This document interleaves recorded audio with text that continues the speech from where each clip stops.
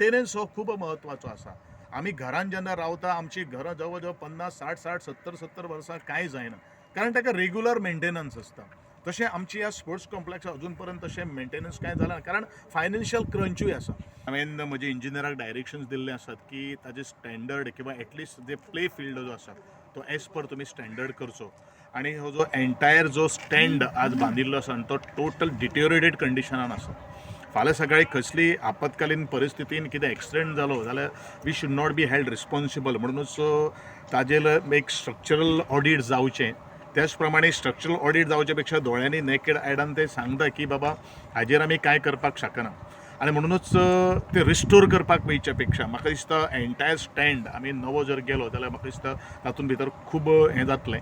आनी म्हणूनच म्हज्या इंजिनियराक हांवें सांगिल्लें आसात की 2 ऑप्शन आसा आमचे कडेन. एक तर रिस्टोर करपाचें, पळोवपाची स्ट्रक्चरल स्टेबिलिटी कितली आसा ती, आनी ना जाल्यार टोटल डेमॉलिशिंग करून ताका परत आमी रिकन्स्ट्रक्ट करपाचें. जेन्ना ह्यो प्रोजेक्ट घेतले करचे पयलीं एंटायर पंचायत बॉडी, मिनिस्टर आनी सगळे तेंचे ऑथॉरिटीचे ऑफिसर्स आहा तांकां घेवन एक मिटींग जातली आनी मागीर प्रोसेस स्टार्ट करतले आमी.